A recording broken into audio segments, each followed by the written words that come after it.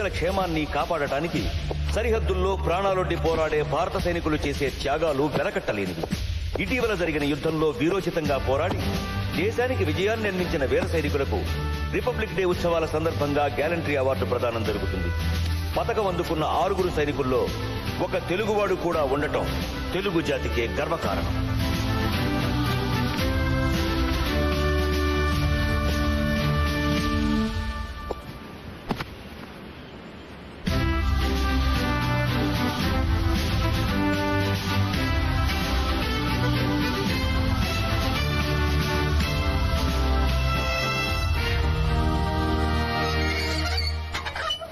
Good morning sir. Sir ఏమిటి? అందరినీ లోపలికి ఎలా చేద్దారు సార్? ఎవరు? నేనే. ఫ్యాక్టరీ లాకౌట్ లో ఉంది. ఆల్రెడీ లేబర్ ప్రాబ్లమ్స్ జరుగుతున్నాయి. శాంతి భద్రతల దృష్ట్యా లేబర్ ఎవరు లోపలికి రాకూడదు. ఫ్యాక్టరీ చీఫ్ సెక్యూరిటీ ఆఫీసర్ గా మీరు మాత్రం లోపలికి వెళ్ళొచ్చు. అరే, వాట్ ఈస్ దిస్? మీరనే లేబర్ గొడవల గురించి మాట్లాడడానికి ఎమ్మెల్యే గారు కబురు చేశారు. మరి వీళ్ళు లేకుండా ఎలా? సార్, ఆయన రమ్మంది మిమ్మల్ని ఒక్కరు మాత్రమే. మీరు మాత్రం వెళ్ళండి.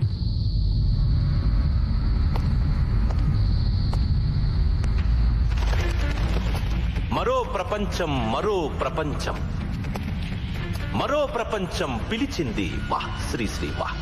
పదండి ముందుకు, పదండి తోసుకు, పోదాం పోదాం పైకి. కిందే ఉండిపోయారు, పైకి రండి. ఈ ఫ్యాక్టరీ ప్రజల్ది. సొంతింట్లోకి రమ్మన్నట్టు ఆహ్వానిస్తున్నావే. నేను ప్రజాప్రతినిధిని మాధవరావు గారు. ఈ నియోజకవర్గ ఎమ్మెల్యేని. ప్రజల ఆస్తంటే నాదేగా. పైకి రండి, మాట్లాడుకుందాం.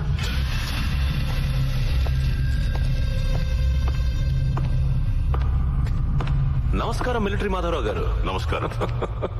చిత్రంగా ఉంది కదా, మీరు మిలిటరీని వదిలేసిన మిలిటరీ మాత్రం మిమ్మల్ని వదలడం లేదు. చివరికి మీ ఇంటి పేరు అయిపోయింది కదా. మీరు మాత్రం తక్కువ పేరు సంపాదించారా ఏంటి? సగం రాష్ట్రాన్ని మింగేశారనుకుంటున్నారు జనం.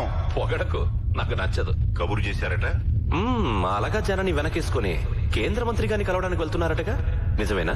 అవును, ఆయన నా స్నేహితుడు. మిలిటరీలో నాతో కలిసి పనిచేశాడు.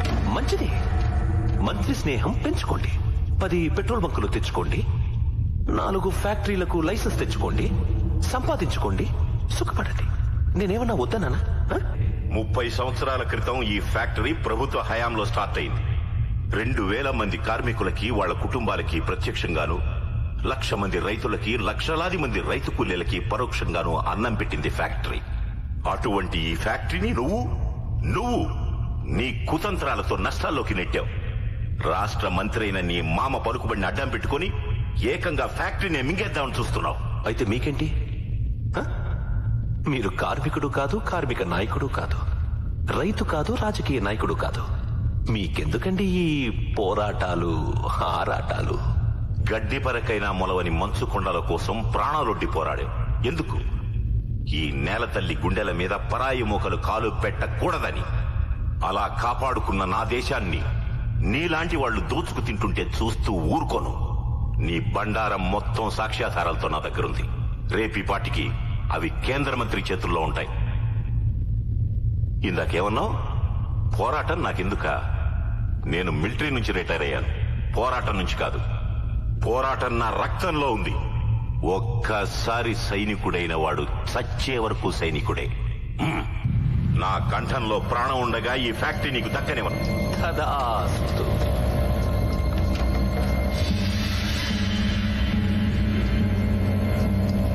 అలాగే కానివ్వండి.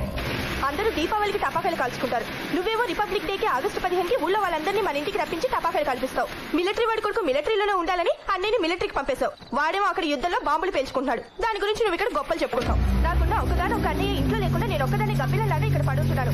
ఈ గుడ్డిదాని గోలు ఎవ్వరూ పట్టించుకోరు. వాడు మొండి, నువ్వు జగమొండి. నాన్నోయ్. ఏమ్మా?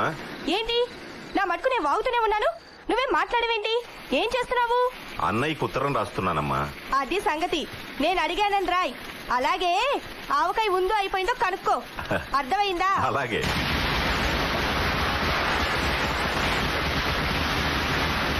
ఇది చాలా ఆపండ్రా, చెవులు పగిలిపోతున్నాయి.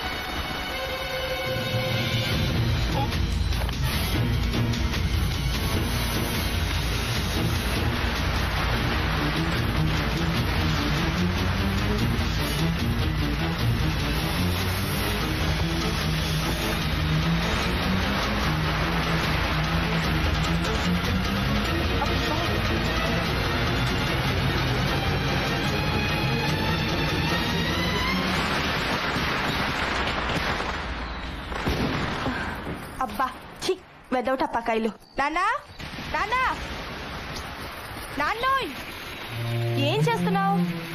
మాట్లాడవేంటి? నానా నానా నానా నానా ఏమైంది నీకు? ఇక్కడ ఎవరైనా ఉన్నారా? వద్దు నానా నానా.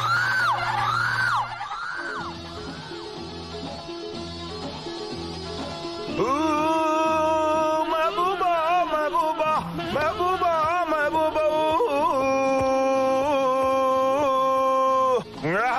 गुलशन में फूल खिलते हैं जब से राह में मिलते हैं मैं और तू. నువ్వు నాకు అర్థం కావరా? యా పొద్దున్నే ప్రెసిడెంట్ దగ్గర నుంచి మెడల్ తీసుకున్నావు, పొద్దుపోయాక మందు కొట్టి మెహబూబ్ అంటున్నావు. దాన్ దార్ దాన్ దే దీన్ దార్ దీన్ దే. ప్రెసిడెంట్ మెడల్ తీసుకుంది మనం కాదు. Attention son of military Madhavarao retired subedar major. కానీ ఇక్కడ మందు కొట్టి మెహబూబా మెహబూబా మెహబూబా మెహబూబా అని పాడుతుంది మాత్రం చంటి ద హీరో. ఎప్పటికైనా సినిమా హీరోనవుతా. ఒక్కొక్క సినిమాలో కనీసం 2 లేదా 3 హీరోయిన్స్ తో డాన్సులు చేస్తా. అసలు మా ఊళ్ళో నన్ను ఎవరు పేరెడ్ పిలవరు తెలుసా? చా ఏం పెట్టి పిలుస్తారు? హీరో అని పిలుస్తారు. మరి సినిమాలోకి వెళ్లకుండా మిలిటరీలోకి ఎందుకు వచ్చారా? సినిమా హీరో తర్వాత అవుతాయి గానీ ముందు రియల్ హీరో అవ్వమని మా నాన్న ఆర్డర్ చేశాడు. మా నాన్న ఆర్డర్ అయితే కూర్చొనే ఉంది. వచ్చి మిలిటరీ జాయిన్ అయిపోయాను. మంచి పని చేశారా? నీ ప్రాణాలు పణంగా పెట్టి మా అందరి ప్రాణాలు కాపాడావు. President medal కొట్టేశావు. మీ నాన్నగారు చెప్పినట్టు రియల్ హీరో అయిపోయావు. అవును రే, ఇప్పుడు ఈ మెడల్ మా నాన్నకి చూపెడితే హ్యాపీగా ఫీల్ అవుతాడంటావా? భలే వాడిరా, 30 ఏళ్లు మిలిటరీలో పనిచేసి రిటైర్ అయిన మీ నాన్నకే ఎప్పుడు ఇటువంటి మెడల్ రాలేదు. నీకు విషయం తెలుసా? ఇండియన్ ఆర్మీ పుట్టాక ఈ మెడల్ తీసుకున్న వాళ్ళు నువ్వు 34 వాడివి. అయితే ఓకే, మా నాన్నకి 30 ఏళ్ళు రాంద్రే 3 ఏళ్ళు వచ్చిందా? మనమే గ్రేట్. ఇది అర్జెంట్ గా తీసుకెళ్లి మా నాన్న చూపించాలి. తెరకు టెలిగ్రామ్ అయ్యి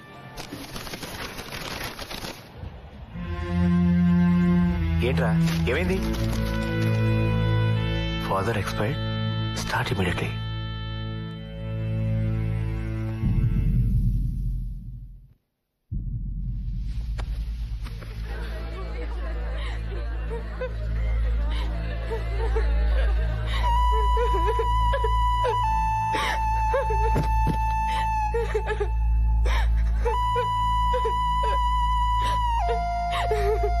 చంటి అన్యా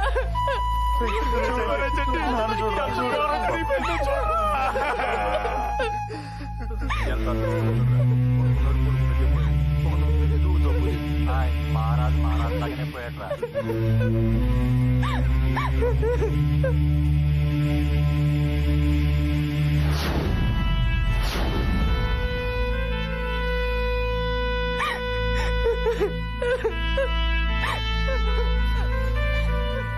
అన్యా అన్యా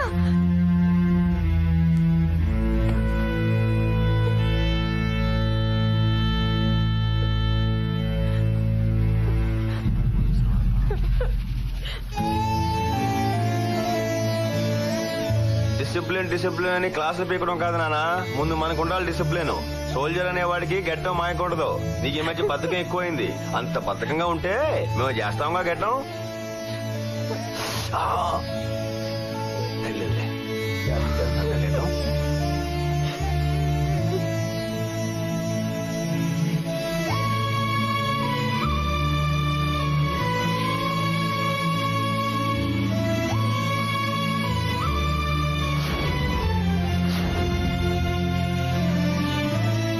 సోల్జర్ నాయన చంటి, ఇప్పటికే చాలా ఆలస్యమైంది. శ్మశానానికి తీసుకెళ్తాం. అక్కడ కాదు, మా కొండ పొలం, అక్కడ చేద్దాం దహనం. నాయనా ఈ బట్టలు కట్టుకురండి. ఎందుకు?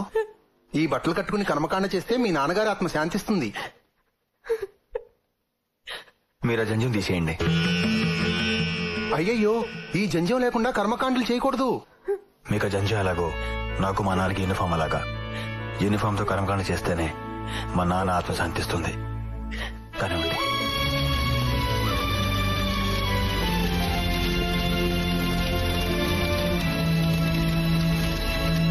ఆగండి.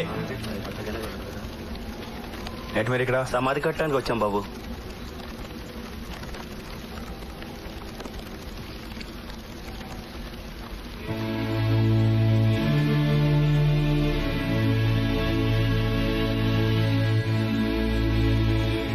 మా నాన్న సమాధి ఎవరు కట్టకలేదు, నేనే కట్టుకుంటాను. నా చేతులతో కట్టుకుంటాను.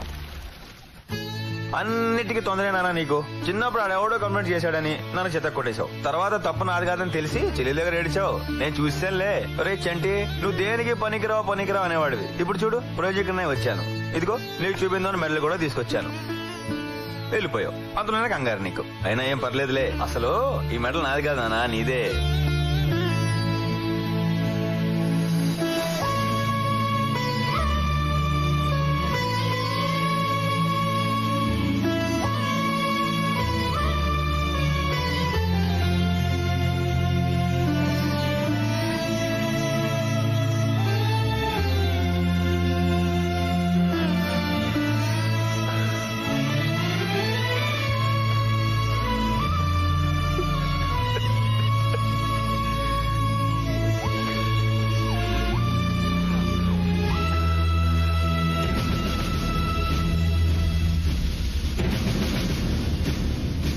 ఇక్కడ మీరు చూస్తున్న ఈ కొండల్ని పాండవుల కొండలంటారు. ఈ కొండలకి అవతల పక్క 1,00,000 ఎకరాలు చెరుకు పండుతోంది. కొండలకి యువతల పక్క కొంచెం దిగువగా ఉంది గవర్నమెంట్ షుగర్ ఫ్యాక్టరీ. అదే ఇది. అక్కడ పండే చెరుకు ఈ ఫ్యాక్టరీకి సప్లై అవుతుంది. లంక మేత గోదావరి ఈత అని ఈ కొండ కిటుపక్క 30 కిలోమీటర్లు, ఆ కొండ కటుపక్క 30 కిలోమీటర్లు. ఎటు ఈ ఫ్యాక్టరీకి దారి లేదు.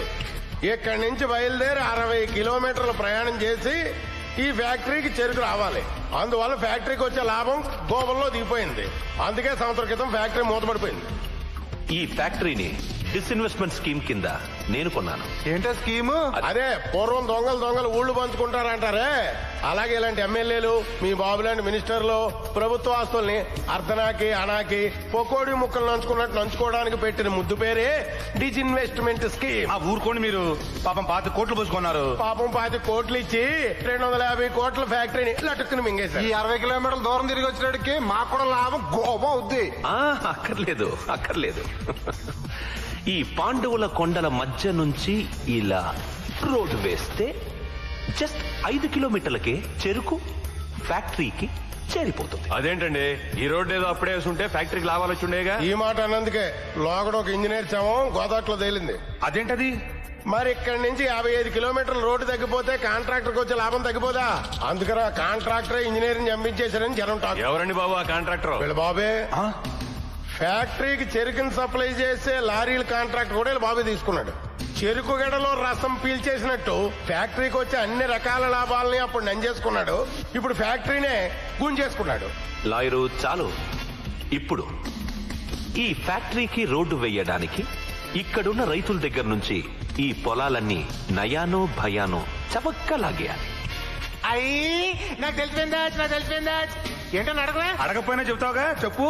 ఇప్పుడు ఈ పనంతా ఈ లాయరు, ఆ ఎంఆర్ఓ, ఇన్స్పెక్టర్ చేస్తారా? దిగండి ఇంకా కూకుంటూ పోన్నారా? మంచి టీ కొట్టాలా? అదే గురు సాంగ్కి షుగర్ ఎక్కువ ఇయ్యాలా? రేయ్, ఆ ఇన్సర్ట్ ఏదైతే ఉందో అది నీ పర్సనాలిటీకి అవసరం అంటారా? ఇదిగా ఇవాళ రేపు అమ్మాయిలు పర్సు డ్రెస్ చూస్తున్నారు తప్ప పర్సనాలిటీ గ్లామర్ చూడటం లేదా? రేయ్, ఆ కళ్ళజోడు ఏదైతే ఉందో అది ఒకసారి తీరా చూద్దాం. ఓకే.